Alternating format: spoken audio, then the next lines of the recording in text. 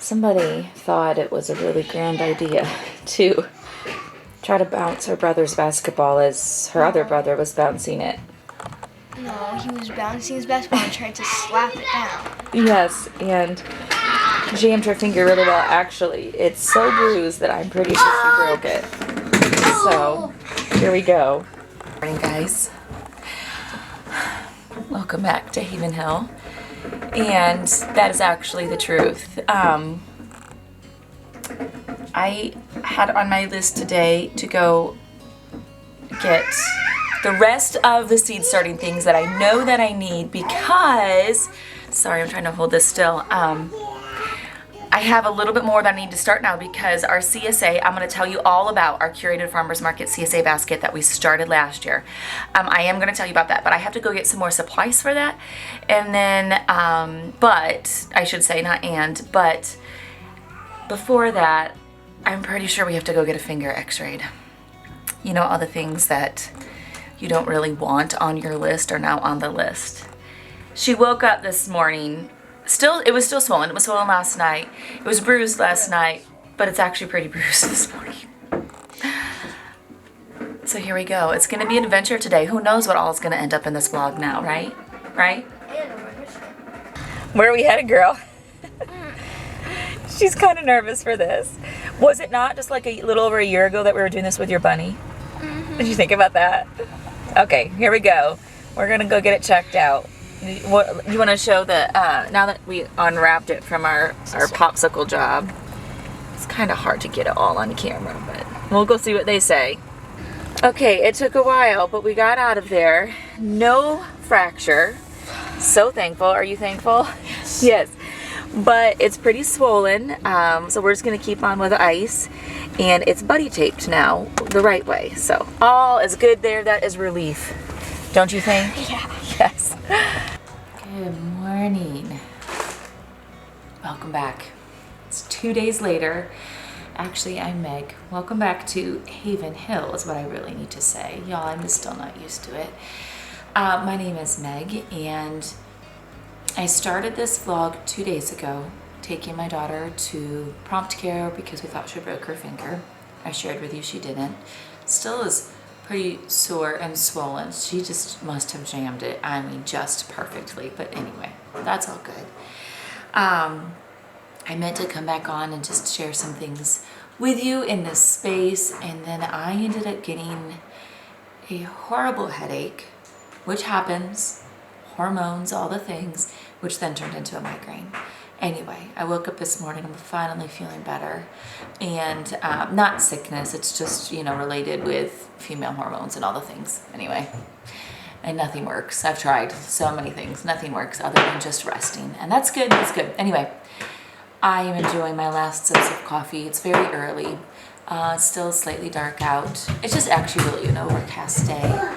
And I'm getting ready to go move our sheep back into the barn because we're supposed to get kind of some rain today. And while they usually take cover fine, I don't want to take any chances right now with them hopefully being pregnant. It's not freezing cold out. I mean, it's cold. It's supposed to actually get pretty cold this weekend, but it's just helpful to have these things on. It just really, really is. Actually, why don't we just go feed all the animals together? Here's the kind of day it is. And you know what? It actually doesn't, it feels lovely temperature-wise right now. My guess is it's probably in the 50s. Here's the big barn. This is where I'm getting ready to move them into. Did you hear the rooster? Let's go check him out. Here we go.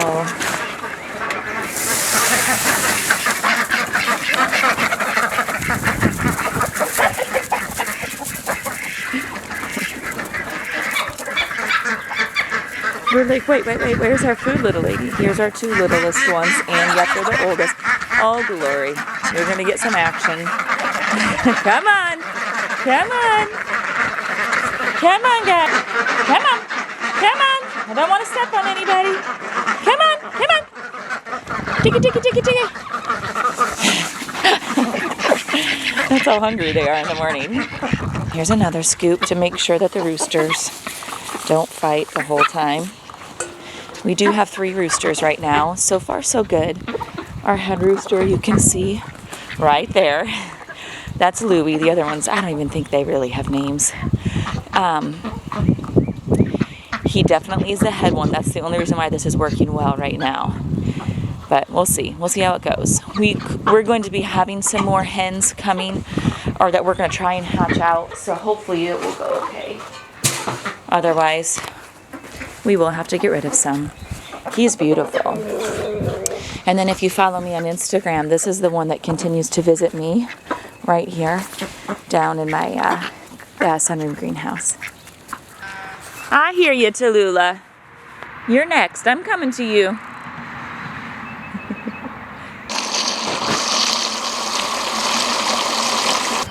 Chickens and ducks actually take the longest just because of water and different things and cleaning things out.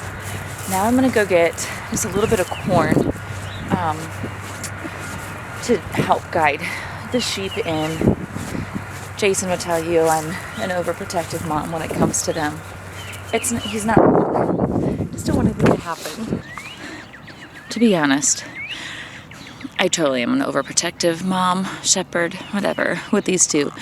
But it's our first time with pregnant ones, or at least one that's pregnant. The one on the left, I am pretty confident she's pregnant. I don't know about Tatum. It's like you just want it to go well. So I am. I think I will relax after I see this go decently well, hopefully, Lord willing. We'll see. Anyway, they're going to love this grass. It's not really growing a ton yet, but just a bit.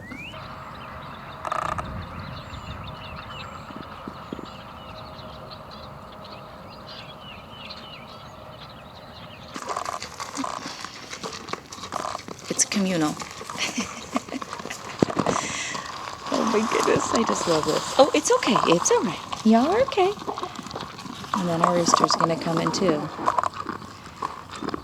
I actually think this is pretty lovely and amazing. You coming in, buddy? You're okay. You got to get in there quick before it's gone. Oh, oh, oh.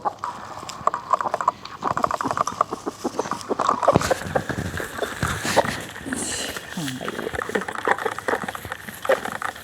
This is Harmony right here. And look who's waiting for me. It's actually not me. We have a bird feeder up there. And the birds crack open the sunflower seeds and he comes and he finishes it off. Anything that's fallen.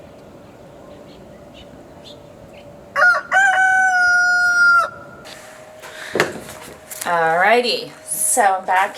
This is later. I dropped my son off to his class, picked him up. We had to go run to Farm and Fleet, and we actually are going to try to just hatch out our own chicks this year.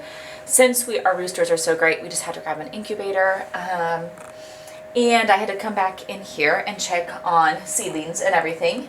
Get a game plan before we head out of town, kind of for what I need to do next. So I'm just making notes for myself. And it made, oh my goodness, all the cabbages are getting their first real leaves, which is so thrilling. Okay, I already have a list for flowers and whatnot, but I wanted to come down here. So a few people over on Instagram in particular have asked me about what are really good flowers to start growing that will either help your vegetable garden or that would just be enjoyable to do with kids that you could use as cut flowers. So I made a list this morning of the ones that we did last year, of which almost all of them we're doing this year. We're adding, actually, we're not adding very many new flowers this year because we did so many that were really great last year. So we're just going to kind of go with it and see. We're just tripling what we're doing. So if you are new to flower gardening, or if you're new to cut flower gardening, if you're new to gardening in general, there's so much value to planting your vegetables with flowers, at least nearby. If not, like in our tomato rows, I plant sunflowers. It slightly happened on accident last year, and then I added some because it was so, like, it was beautiful, but like I planted a couple really tall ones after I saw one that just volunteered on its own. And the tomatoes used it as a trellis, and it was so lovely and beautiful. It attracts all the pollinators. So here's what we're doing this year. Here's my top 14 take a couple, take all of them. I can just tell you they grow really well in our area. So if they grow well in our area, all of these will most likely grow well in warmer climates. But I say it to encourage you if you don't live in a warm climate, like our climate is considered cold. So okay, sunflowers. It's a pretty basic one as far as lots. They can be grown everywhere because they do so well. They're great at if you need soil remediation of any sort. They're really, really good at that. And they're beautiful. They're great for bouquets. They're great for pollinators. So I plant them everywhere. I put them in my I put sunflowers in my tomato rows, on the ends of them, behind them. I did that all last year to encourage pollinators. I did it because they're beautiful. We did them for flowers. I also did it because tomatoes trellis up them. It's lovely. So okay, here's some of the ones that we're doing this year. I'm doing my first time doing a hybrid branching sunflower. I'm doing a Pro Cut White Night, Pro Cut White Light. So one of them is it's a whiter sunflower. One has a dark center, one has a light center. I am doing a Sonia, which is another branching one because I wanted some smaller ones. I am doing, I'm doing another one, a Goldie Double. And then Teddy Bear Dwarf Sunflowers. They are so beautiful. I love these. And I have 3 more that are still on their way. So we are going to be planting tons of sunflowers this year. We want to do an actual field. And we will probably plant, I don't know how many yet. I'll figure it out once I have all of them here because I can't remember how many of the other seeds I ordered. But we will be, just like every week, we'll put more in the ground. So for lots of really good things. All right, calendula. We did calendula last year. It's beautiful in bouquets. They're easy to grow. You can just put the seeds in the ground. You can either put them right in the ground, or you can start them in a window. We did some. We just threw some literally in a pot a month ago. You can start them in a greenhouse, whatnot. Chives and I'm putting chives with allium together because they just form a really beautiful flower. And there's all different types of allium that you can buy, from these massive globe-like flowers to just really small ones. And we use allium a lot in our bouquets because they're really simple and easy to grow, and they are a perennial here. So allium and chives are great. Chives can have different colors of flowers, I believe. I've had white, and I think I've had pink too, haven't I? Sometimes I can't remember from year to year. But anyway, chives, allium, wonderful. We're always adding herbs into our bouquets. I started doing herbs many years ago just in my pots because my mom did them, and I thought it was beautiful and it smelled so good. So then we also started growing them last year, enough to put in our bouquets. A couple years ago, even when we lived in our other house, Willow would use dill in her bouquets. So we do dill for just for home, kitchen, garden, or kitchen use, and then we also let it go to seed and put it in bouquets. And it's really simple to grow. Again, pollinators love it. Same thing with basil. There's all different types of basil, and then it will form a seed head that is actually really pretty, and the flowers are very small, whitish, sometimes pinkish flowers. Straw flowers were a really big deal last year in our garden. I think I showed them earlier in the video. I think that made it into this one. Straw flowers are amazing. They're super fun because they're really crinkly. They feel like straw, and they hold their color for a very long time. So straw flowers were a huge hit for us in our garden last year. We started some in the greenhouse, and then some we just planted out there. They were prolific. I did not do any type of trellising. We planted them really close together, and they just used each other. And then they're cut again, come again. So the more you cut, the more they produce. They're beautiful, and really simple to grow. Same way with zinnias. We did it the exact same way. We just threw the seeds in the ground in their row. I think she started maybe some. Actually, no, I don't think she started any. I don't think Willow started any last year in the greenhouse. but she did this year, and they will be more than ready. They will have to be transplanted. They will be more than ready to get out into the garden. So zinnias, you do not have to plant even in our garden zone early. They will grow quickly, and they're cut again, come again as well. So the more you cut, the more they grow. She did want to start them in the greenhouse this year though, because what she's hoping is that once they get a couple of their first true leaves, she's going to pinch them off, so then they'll start branching out earlier. Gumfrena, we did 3 different types of, or colors of gumfrena.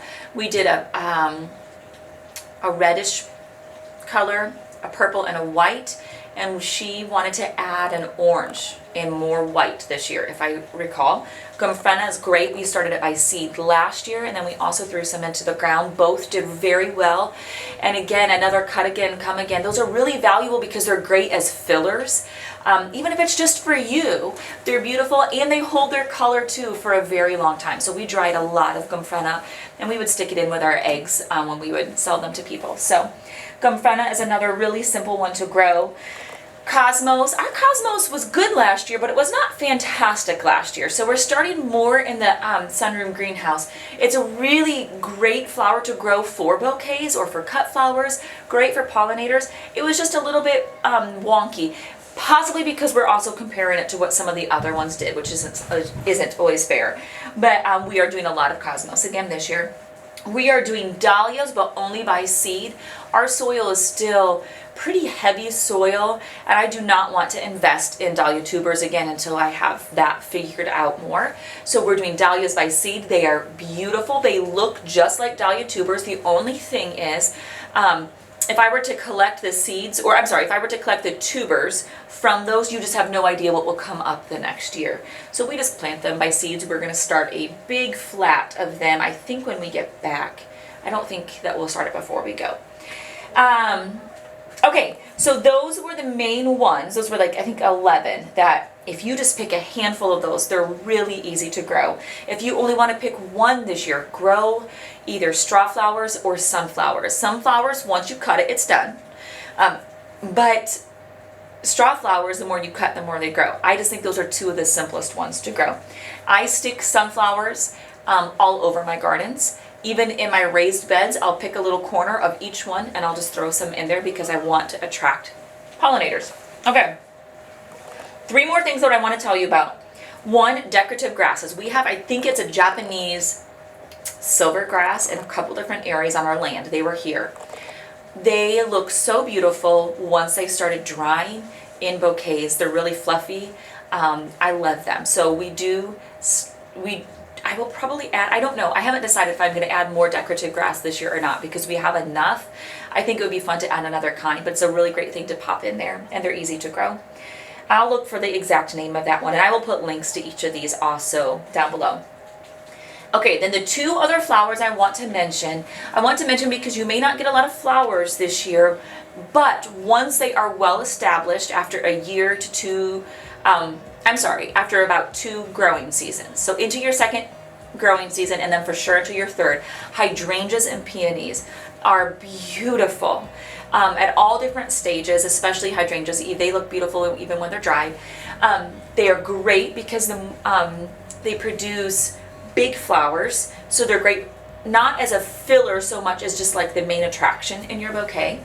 And the only thing is you do have to think ahead a little bit with them. So we have big hydrangea bushes out front that we can use. At our other house we have the same. And then I have planted 10, 11, 12, 13 current peonies that should be giving at least some flowers this year. And then I have 10 more bare roots that I'm going to start a row that will be coming probably within the next month. Those will not be ready for at least probably 2 more growing seasons. You might get some, but not a ton. And then once they are well and established, they're great. So put those 2 just kind of like down on your list. If you're looking for perennials that will keep coming back, that will be great in your yard just as landscaping, or if you want them for bouquets, those are 2 really great ones. You just have to kind of think ahead. So it's not instant gratification with those. All right, so those are my top 14. If you have questions about any of them, always feel free to ask, because that's what creates this community. And I'm all about creating that community. I know those of you that have been around since day one know that. And that is a really, really big deal to me. So I hope that's really helpful. I hope that it's encouraging to you. Like I said, just pick a couple of them. You don't have to do all 14. Just pick a couple of them. And sunflowers and straw flowers are kind of my favorite place to start. So I hope it goes well for you. Thanks for joining me today and on this lovely, dreary, rainy day. And I hope you have a great afternoon. So I will see you next time. Bye. Bye. Just remembered in my portfolio, I have a picture of one of my favorite bouquets. This was at the very end of last year. So we have cosmos, we have zinnias, straw flowers, gomphrena. I don't remember what that was. That might even have been some, I don't remember what that is. It's hard for me to tell exactly.